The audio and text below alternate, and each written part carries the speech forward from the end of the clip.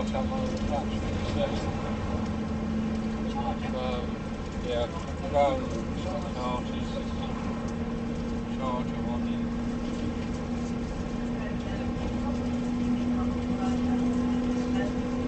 Oh yeah, yeah, that's why they were waiting. I didn't actually miss it.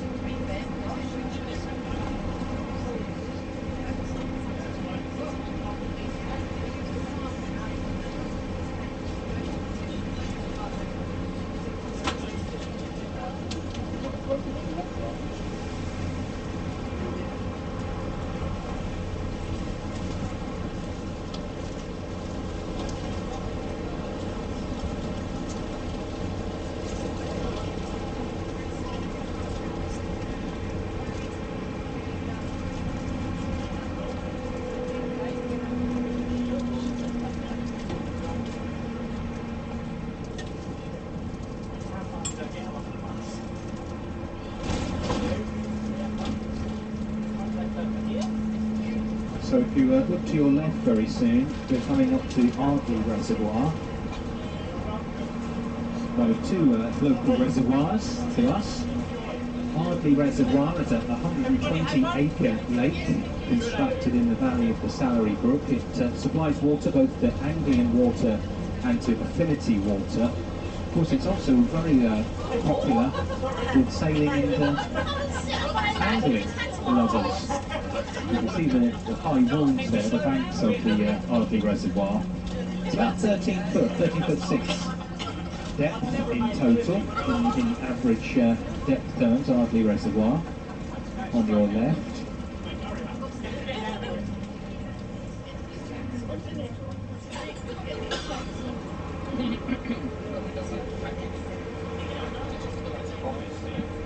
And then on your right very soon, this piece of music might give you a clue to a very famous resident.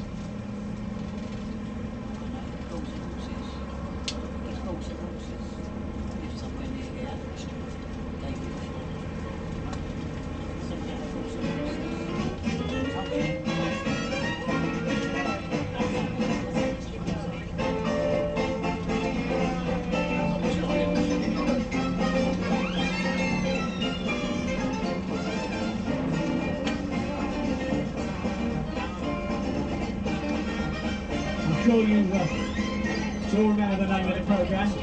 Bullseye! The Bully, of course. And we're talking about the famous resident, Bobby George. His 18-bedroom mansion, George House. If you peer through the bushes, you might just see the chimney pots. It has his own fishing lakes. It was up for sale a few years ago, but it's still there and he's still there. He's got a dartboard, of course, and his own pub inside the house, where several celebrities have played, including Chris Evans, Phil Tufnell, and singer Engelbert Humperdinck, have all played darts on his dartboard in his home. And apparently he's reported to Engelbert Humperdinck's apparently reported to have sung "Release Me" from the top of the stairs. That would have been a bit of a magic moment, wouldn't it, for those there? Who knows the nicknames that Bobby George goes by? There's quite a few actually. He's known as the King of Bling, Bobby Dazzler and Mr. Glitter. And if you can picture Bobby George, you'll know exactly why he has those names. In fact, he was a guest with Sonia on BBC Essex Breakfast recently. You might have seen some pictures and footage on the Facebook page. So, yep, he's over there to the right. As you look at it, you might be able to see some chimney pots of a very big house over there on the right. Past just the other side of those fields, George House. It's a home he built himself many years ago, and it is it's quite a spectacle.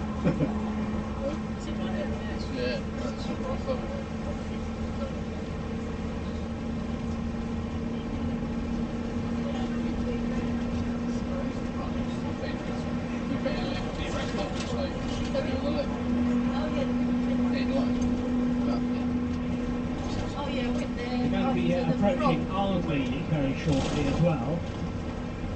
And that was home to a very famous resident, sadly no longer with us, but I'm sure everybody on the bus will know the name once we tell you. as we turn this next corner, I think we'll be getting closer to the village, and we'll play you a little audio clip of her speaking a few years ago. So you know it's a female.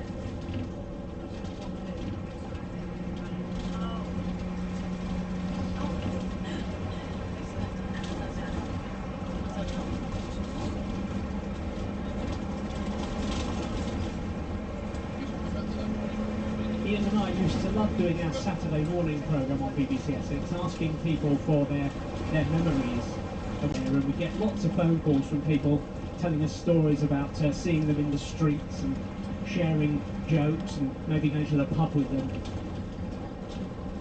So we're now coming into the centre of Ardley, and we'll play you a little clip of this very famous person. In fact, I think we'll tell her name first, because it would be fairer. Does anybody remember Mary Whitehouse?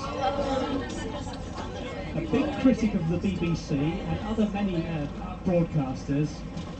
She was a very staunch religious person, and she hated any references to the Bible out of context, swear words, and what she saw as promiscuous society. So let's play a little bit of Mary Whitehouse speaking. Speaking at the 21st Annual Convention of the National Viewers and Listeners Association, of which she's president, Mrs. Whitehouse kept some of her harshest criticism for the new BBC series EastEnders. The bitter, sordid storyline of that programme, the prostitution, procuring, theft, lying, swearing, verbal aggression, etc., etc., etc., which characterises this series, makes it totally unsuitable for family viewing time. The transmission during the early evening of Robbing a Show, dealing as it does with Satanism and even the apparent raising of Robin from the dead, this occurred the week following Easter Sunday, has not least because of its extensive violence given rise to a very great deal of concern. Children at risk again. The late Mary Whitehouse, not a fan of EastEnders, not a fan of many programmes, to be fair. I can't imagine what she'd make of TV these days, my word. But I remember Mary Whitehouse because Mum and Dad would take me into town during school holidays on a Friday morning. We'd go in and we'd sometimes have a cup of coffee in VHS, as we all did. We had a cup of coffee in VHS when it was there. Or, I think if they were feeling a bit more flush, we'd go into Williams and Griffin for our coffee. And Mary Whitehouse would often be in Williams and Griffin. I remember either having a morning coffee and a scone or doing a little bit of shopping. And she was a very recognisable character, and lived in Ardley for much of her life before her passing away. I think she passed away actually in a care home in Colchester, but stayed local to this part of Essex, and it became a name synonymous really for clean-up TV and radio campaigns. And also she used to get the mickey taken out of her a lot by comedians who thought that her views were just a little bit too starchy perhaps. And Ian mentioning there Williams and Griffin, the department store in Colchester. Sadly, that's no longer there in that name. It was taken over by Phoenix of London some years ago. Colchester, I can't say it, people who lived in Colchester, they were really worried that they were going to lose their department store completely when Williams and Griffin said they were going to close down. And I think many people were pleased that it was saved by Phoenix. Although you can't now have a coffee in that remarkable cafeteria they had up on the third floor with that wonderful bay window view of the town centre. That's now been taken over by another apartment. But the store is still there, and you can still enjoy a cup of coffee in Phoenix, although not in the original place that Mary Whitehouse and Ian remembers so fondly.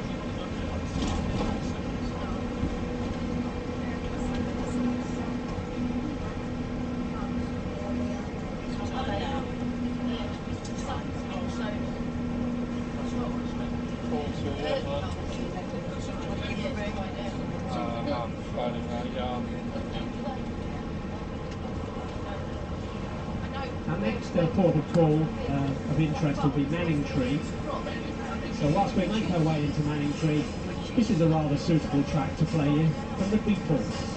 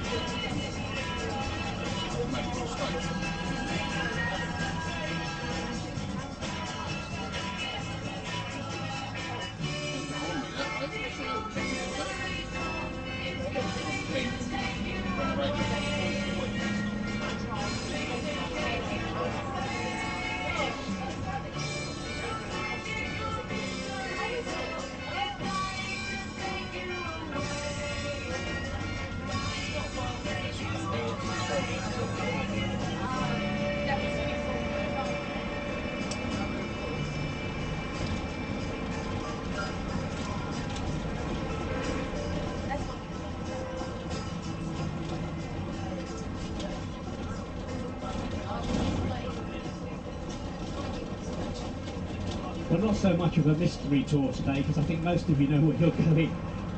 You've seen the publicity for today's trip, but we thought it was appropriate to play something like that as we head over to Manningtree, our next stop.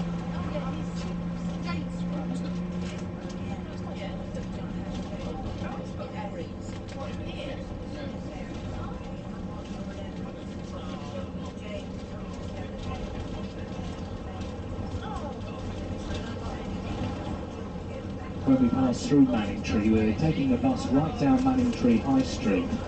Some double-deckers who first do use Manningtree High Street, but it's quite narrow. It's not for large vehicles or lorries normally, but as I say, we've got permission to head down Manningtree High Street today.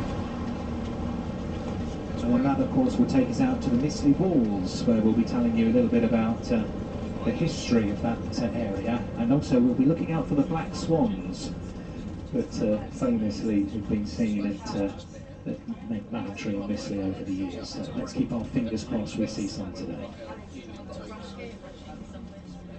Oh, I've just seen that there's a diversion and the High Street is closed off today. So we're not quite sure how we're going to get around to see the High Street. More roadworks, who'd have thought it? I think Nick's going to have a go and see if he can get the bus through.